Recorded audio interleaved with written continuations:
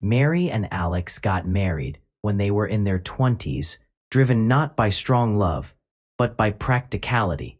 Mary discovered that she was pregnant, which caused Alex to drop out of college and start working. They faced difficulties, including Mary's health problems and sleepless nights caring for their daughter.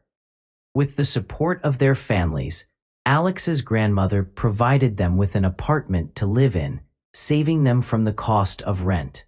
Over time, their love for each other grew stronger, and they became each other's mainstay. Recently, they said goodbye to their daughter Lydia, who went to study at a university in another city. After Lydia's departure, Mary fell into a deep depression, and Alex could not bear to see her suffer. Deciding to cheer her up, he suggested going to the resort, which was a rarity for them. Mary agreed, finding solace and relaxation during her vacation. However, during lunch at the resort, Alex noticed that Mary's attention was focused on the young employee, and her expression became mischievously flirtatious. The young man appeared to be in his early 20s, flashing a bright smile. Observing him intently, a visitor turned around. With a loud call of his spouse's name, he sought to regain her attention. Despite feeling hurt by the situation, he refrained from reprimanding her. It had been several months since the last incident, and life was continuing as usual. One day, while Alex was at work, he received a call on his phone from his old friend Tim. They hadn't seen each other in a long time, but Tim suddenly called and arranged to meet after work in the evening. Stephen tentatively inquired about how Alex was doing in his family, but the questions took a peculiar turn. His friend appeared slightly bewildered. "What's the matter? You seem off," Alex remarked. "Yeah, I saw something and wanted to confirm my suspicions first," the friend responded. He then proceeded to recount the events that had troubled him that day. During his lunch break at a cafe, he had spotted Mary with a young man who seemed to be in his early 20s. She appeared nervous, constantly glancing around as if avoiding someone she knew. Being seated far away, she did not notice Stephen. "And what were they doing?" Alex asked, a furrow forming on his brow as he began contemplating worst-case scenarios. "Not much, just ordering food and drinks, but she seemed overly amused by his jokes and was showing a lot of interest in him. That's what caught my attention," the friend explained. "Thank you for telling me. I'll handle it," Alex responded grimly, before attempting to steer the conversation elsewhere, not wanting to taint their meeting with this discussion and hoping to spend quality time with his friend. That same night, Alex confronted his wife about her affair. "Are you talking about Stan?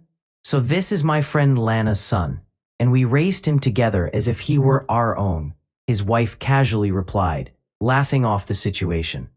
This unexpected revelation shook Alex, as Lana had always been a close friend of his wife, and their story seemed believable. Jealousy consumed him.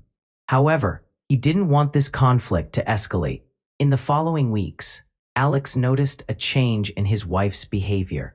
She seemed happier, smiling mysteriously, and became increasingly engrossed in her phone.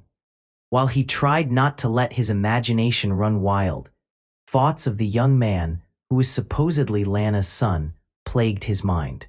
One day, lost in thought, Alex was walking home when someone called out to him, interrupting his contemplation. Initially, he didn't recognize the woman smiling at him, but then he realized it was Lana, his wife's friend, the mother of the young man named Stan. Alex didn't know Lana well, having only met her a few times, and he had never paid much attention to his wife's stories about her. It suddenly dawned on him that he knew very little about her family. After exchanging a few obligatory pleasantries, Alex asked, "How is your son? Is he studying or working?" Lana replied, "Stan? Yes, he's studying and working. He better not get any C's this quarter." As she spoke, Alex started to piece together the puzzle, realizing that the young man his wife had been involved with was definitely not in his teenage years. He didn't resemble a schoolboy. "When was the last time you and Mary saw each other? Do you remember?" he asked, trying to change the subject. With Mary? Yes, we haven't seen each other since last year, I guess, the woman replied. Alex wanted to wrap up the conversation quickly, his mind preoccupied with something else. The realization that his wife had been deceiving him all along was weighing heavily on him. He had hesitated, doubting his suspicions and holding back, but fate had thrown this meeting in his path, making everything crystal clear. He couldn't bear it any longer, now knowing the truth. His wife had lied to him to hide her affair with some young man. He recalled how she used to gaze at one of them at the recreation center. It seemed that the midlife crisis had taken its toll. Alex rushed home, his urgency pushing him forward. He was already running late, choosing to walk instead of rushing at the end of the workday. Mary should have already been home by now. Alex entered the building and waited for the elevator. As he ascended to the desired floor, he noticed someone passing by out of the corner of his eye, quickly descending the stairs to the floor above. And there, on the threshold of their apartment, he saw his wife. Their eyes met, and he immediately sensed her unease. Don't you have anything to say? The husband threatened, not even stepping into the apartment. His words echoed through the entrance.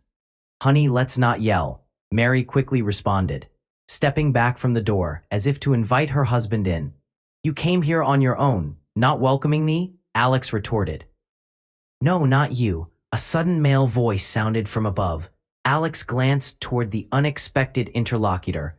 There stood a young man, looking at him with determination and even defiance. I asked you to leave, Mary said shyly. Is that your lover? The arrogant husband inquired. He's quite the nuisance. You should leave. We didn't invite you. You're irritating. Mary, leave her alone, the young man retorted insolently. I've had enough of your rudeness. Alex quickly approached the insolent man and struck him hard in the face. Mary hurried to intervene and prevent further violence. Before you hurl such words, you should have known whose apartment this is, Alex growled. Take back that old purse and don't even think about returning it. With these words, he stormed into his apartment and slammed the door shut. After some time, Mary started knocking on the door, demanding to be let in to talk. The husband wasn't keen on it, but collected some items and pushed them out the door. The only silver lining for the man was that his daughter was in another city and did not witness the shameful events. He informed her of the divorce only after receiving the certificate. When she visited her parents for a weekend, it came as a shock to her. She couldn't even bring herself to call her mother after hearing everything her father had to say. Meanwhile, Mary reportedly moved in with the young man. She now had to cover the rent for the apartment. Prior to this, the guy had been living with friends, pretending the place was his. He was just a struggling student with a modest job. However, in the heat of passion, Mary didn't consider these practicalities. Over time, she realized that the lover was just there for convenience, providing them with a lifestyle that friends and family admired. The man didn't even bother to introduce himself for obvious reasons. Their relationships were all non-monogamous. However, the woman eventually grew weary of this lifestyle and ended things with her younger lover. With no possibility of returning to her family, she found herself living alone, trying to make sense of her future. The most painful aspect for her was her daughter's silence, which put their relationship in jeopardy. Any hopes of reconciling or meeting her grandchildren were dashed due to the circumstances.